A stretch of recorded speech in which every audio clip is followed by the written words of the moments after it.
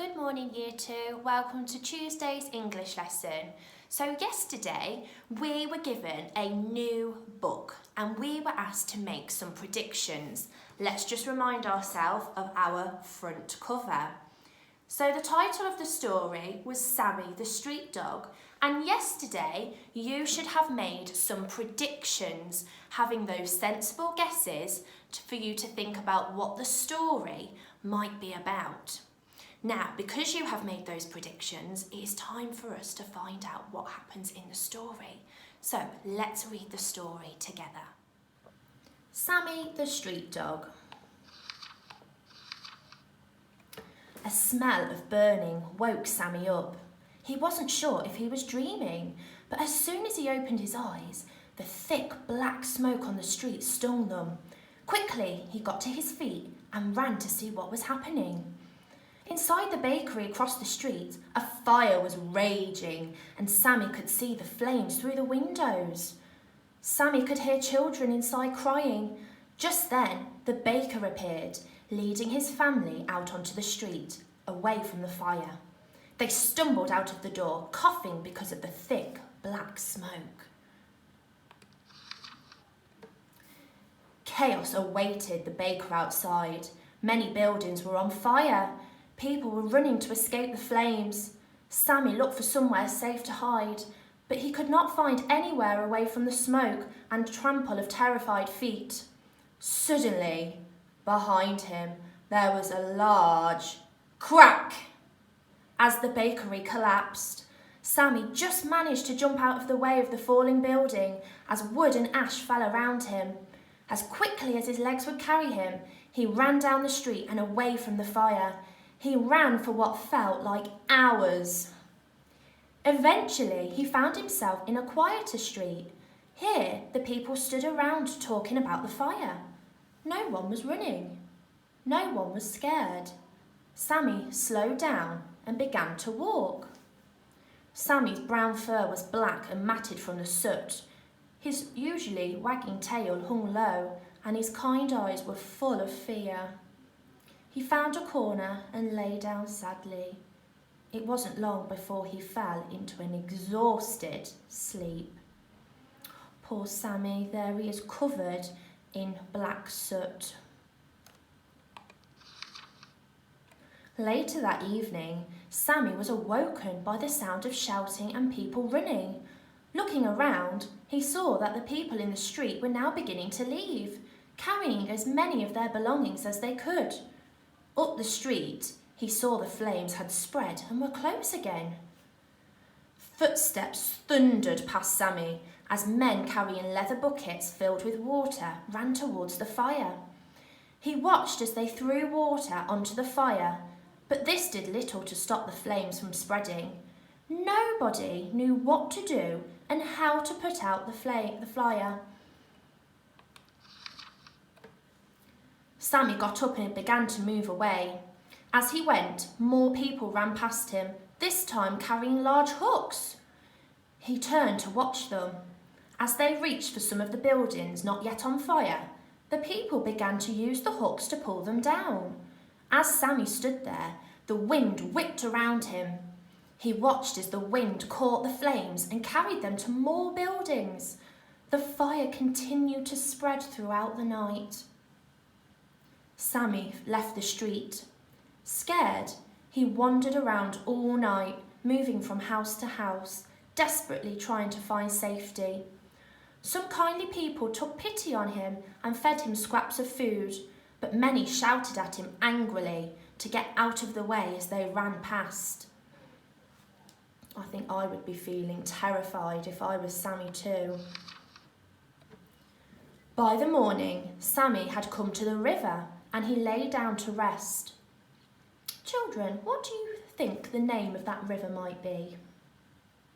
I think you're right, it might be the River Thames. As he lay there, people began to arrive at the riverbank with their belongings.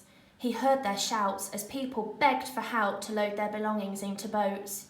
A woman was pointing to the Tower of London, and Sammy could see that the fire was now spreading in that direction. Oh dear. As the day went on, Sammy continued to wander the streets of London, searching for somewhere away from the fire. There was burnt wood everywhere. Thick black smoke rose from what was left of the houses. At the end of the street, Sammy could see the flames dancing, and he could hear the crackling as the fire spread to more and more buildings. Slowly, he wandered around the city, not really paying attention to where he was going. He walked past whole streets which had been destroyed by the fire, but he did not stop. Eventually, he came to a very large building.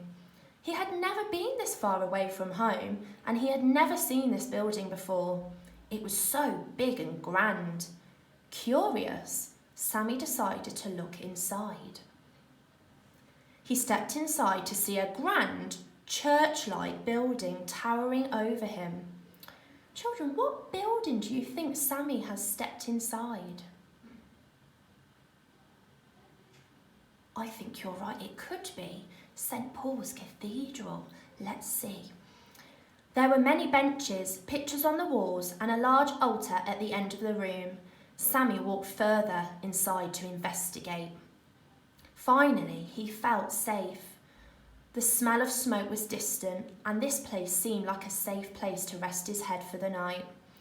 Sammy fell asleep as the evening drew in, and it wasn't until the next morning that he would awake.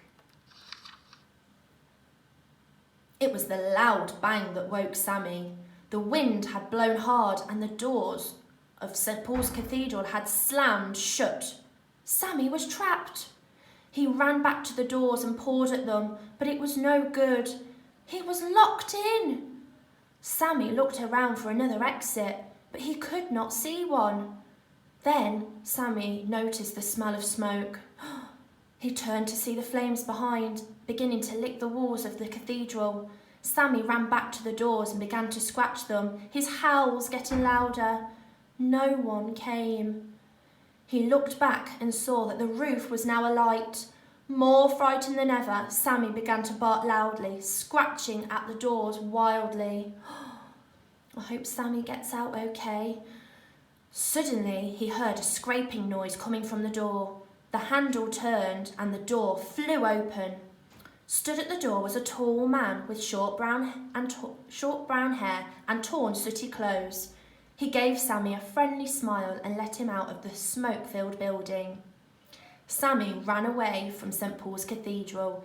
He turned back to see that the flames had reached the edge of the roof. He continued to travel the streets of London that day, waiting for the fires to end. The next day, when he awoke, he found that the wind had died down. All day, people were carrying water to the fire in leather buckets and helping to pull down the houses which were in the path of the fire to stop the flames spreading. By the end of the day, they were tired, but the fire was now nearly out.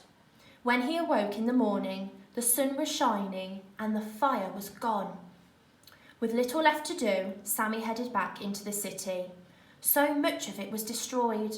He made his way through the piles of ashes, trying to find his home on Pudding Lane.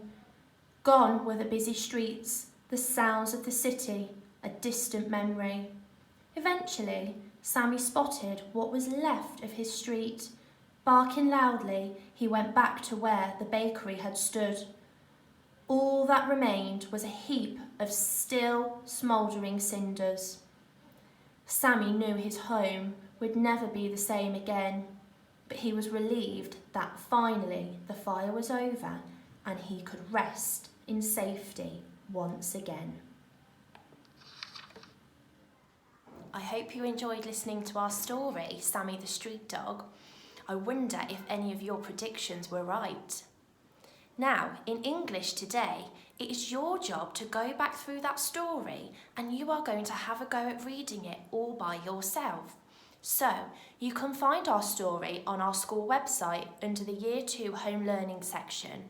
And I would like you, either with help with your grown-up or on your own, can you go back through and read that story? Remember to use your Fred Talk or Fred in Head at any words that you're not sure. Spot the special friend first, and that will really help you with your reading. I hope you have a lovely morning reading that story again, and I'll see you tomorrow. Bye!